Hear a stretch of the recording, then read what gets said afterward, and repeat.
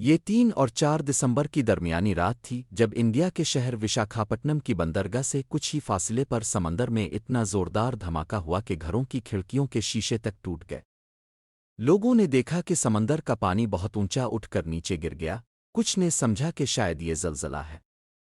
کچھ لوگ یہ سمجھے کہ پاکستان کی فضائیہ نے بمباری کر دی ہے، کیونکہ اسی وقت انڈیا کی وزیر اعظم اندرا گاندھی پاکستان سے جنگ شروع ہونے پر قوم سے خطاب کر رہی تھیں۔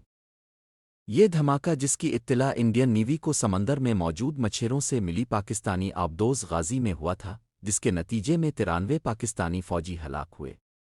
پاکستان کی بحریہ کے مطابق غازی اپنی ہی بچھائی ہوئی ایک بارودی سرنگ سے ٹکرائی، جبکہ انڈیا نے دعویٰ کیا کہ غازی کو اس کے ایک بحری جہاز نے ڈبویا۔ لیکن 50 سال بعد بھی غازی کے پر اسرار طریقے سے وشاکھاپٹنم کی بندرگاہ کے باہر ڈوبنے کی اصل وجہ ایک ایسا معائنہ ہے جو حتمی طور پر حل نہیں ہو سکا۔ غازی پاکستان کی پہلی آبدوز جو بہت دور تک جانے کی صلاحیت رکھتی تھی۔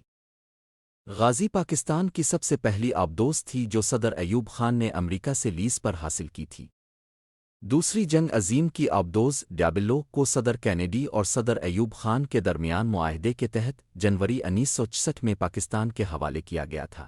1971 میں پاکستان فرانس سے ڈیفنی کلاس کی مزید 3 آبدوزیں لے چکا تھا، لیکن غازی وہ واحد آبدوز تھی جو دشمن کے زیر کنٹرول پانیوں میں اپنے ہدف کو نشانہ بنانے کے لیے دور تک جانے کی صلاحیت رکھتی تھی۔ جنگ کے 20 سال بعد شائع ہونے والی کتاب the story of the Pakistan navy میں بتایا گیا ہے کہ پاک بحریہ نے اپنی تمام آبدوزوں کو 14 سے 24 نومبر کے درمیان اپنے پہلے سے طے شدہ گشت والے علاقوں کی طرف آگے بڑھنے کا حکم دیا تھا۔ آبدوز غازی کو سب سے دور خلیج بنگال میں اگر غازی وکرانت کو تباہ کرنے یا نقصان پہنچانے میں کامیاب ہو جاتی تو انڈیا کے بحری منصوبوں کو بہت نقصان پہنچتا۔ کمانڈر کیپٹن ظفر محمد خان، جنہیں غازی میں نہیں ہونا چاہیے تھا۔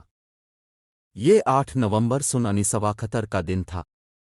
پی این ایس غازی کے کپتان کیپٹن ظفر محمد خان نے ابھی ڈرنگ روڈ شاہراہ فیصل پر واقع کلب میں گولف شروع ہی کی تھی کہ انہیں پیغام موصول ہوا کہ وہ فوری طور پر لیاقت بیرک میں نیول ہیڈ کوارٹرز پہنچی۔ وہاں بحریہ ویلفیئر اور آپریشن کے منصوبوں کے ڈائریکٹر کیپٹن بھومبل نے انہیں بتایا کہ چیف آف نیول سٹاف نے انہیں خلیج بنگال جانے کی ذمہ داری دی ہے، جہاں انہیں انڈین بحریہ کی رسائی مشکل بنانے کے لیے بارودی سرنگیں بچھانے کے مشن کے ساتھ ساتھ انڈین طیارہ بردار جہاز وکرانت کو تباہ کرنے کا اضافی مشن بھی سونپا گیا ہے۔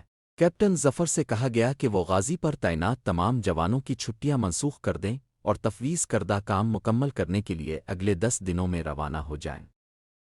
اس واقعے میں سب سے اہم بات یہ ہے کہ کمانڈر ظفر خان کچھ ہی عرصے قبل فرانس سے حاصل کی جانے والی ڈیفنی کلاس ہنگور آبدوز کے سیکنڈ ان کمانڈ تھے۔ لیکن پاکستان کی نیوی کو ایک مشکل یہ درپیش آئی کہ حکومت نے یہ فیصلہ کیا کہ بنگالی افسران کو آپریشنل ڈیوٹی سے ہٹا دیا جائے گا۔ اس کی وجہ غالباً اگست میں ہونے والا وہ واقعہ تھا جس میں پائلٹ آفیسر راشد منہاس کے طیارے کو پاکستان ایئر فورس کے ہی ایک بنگالی افسر فلائٹ لیفٹیننٹ مطیع الرحمان نے اغوا کرنے کی کوشش کی تھی۔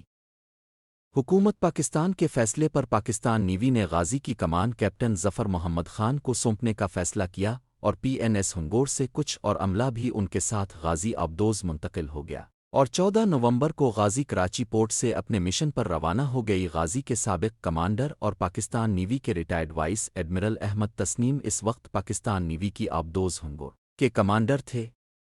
انہیں نیوی کی جانب سے حکم دیا گیا تھا کہ وہ غازی کی آپریشنل تیاری کا جائزہ لیں۔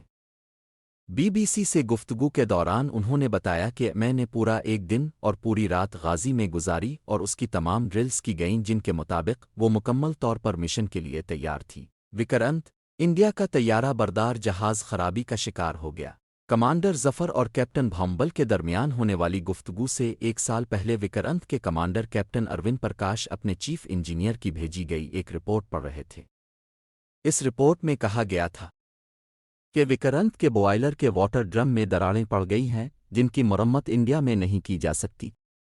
1975 کی جنگ میں بھی وکرانت کو کچھ تکنیکی مسائل کی وجہ سے جنگ میں حصہ لینے کے قابل نہیں سمجھا گیا تھا۔ اس بار بھی بوائلر میں شگاف پڑنے کی وجہ سے وکرانت صرف 12 ناٹ سے زیادہ کی رفتار سے نہیں چل سکتا تھا۔ کسی بھی طیارہ بردار جہاز کے لیے وہاں سے طیارے اڑانے کی صلاحیت حاصل کرنے کے لیے 20 سے 25 ناٹ کی رفتار درکار ہوتی ہے۔ وکرانت کا پرانا نام ایچ ایم ایس ہرکولس تھا जिसे इंडिया ने सना 1957 में बरतानिया से खरीदा था। ये सन 1943 में बनाया गया था, लेकिन वो दूसरी आलमी जंग में हिस्सा नहीं ले सका था। विक्रांत को इस वक्त मगरबी बेड़े में तैनात किया गया था, लेकिन इसकी खराब हालत देखकर नेवल हेड क्वार्टर्स ने फैसला किया कि इसे मशरक़ी बेड़े का हिस्सा बनाना बेहतर है। कराची में मशरक़ी बहरी बेड़े के कमांडर रेयर एडमिरल मोहम्मद शरीफ को एक खुफिया पैगाम भेजा, पूछा कि क्या उनके पास विक्रांत की नकल व हरकत के बारे में कोई मालूमात है। इन तमाम पैगामात की निगरानी 3D धर्मदत्त कर रहे थे और उन्हें खुफिया ज़बान में नेवल हेड क्वार्टर्स भी भेज रहे थे। इसने कमांडर जफ़र खान को मतला किया कि विक्रांत अब विशाखापट्टनम पहुंच गया है। पाकिस्तान के नेवल हेड क्वार्टर्स और गाजी के कैप्टन दोनों ने महसूस किया कि उनके लिए विक्रांत को तबाह करने का बेहतरीन मौका विशाखापट्टनम में था। गाजी 1 दिसंबर की रात विशाखापट्टनम पहुंची।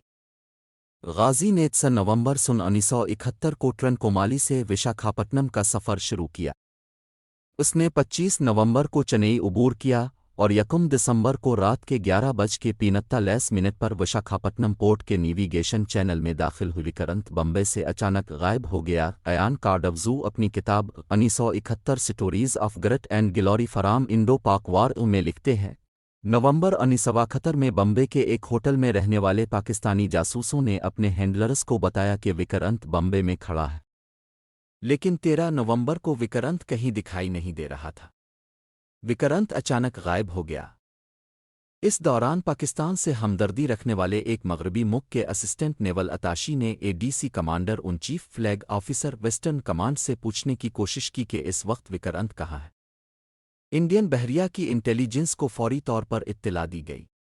बाद में पाकिस्तानी जासूसों को खबर हुई कि विक्रांत मद्रास पहुंच गया है। मज़ीद ऐसी अच्छी और मालूमाती वीडियोज़ देखने के लिए हमारे channel daily trend and tricks को सब्सक्राइब, लाइक और कमेंट करना ना भूल।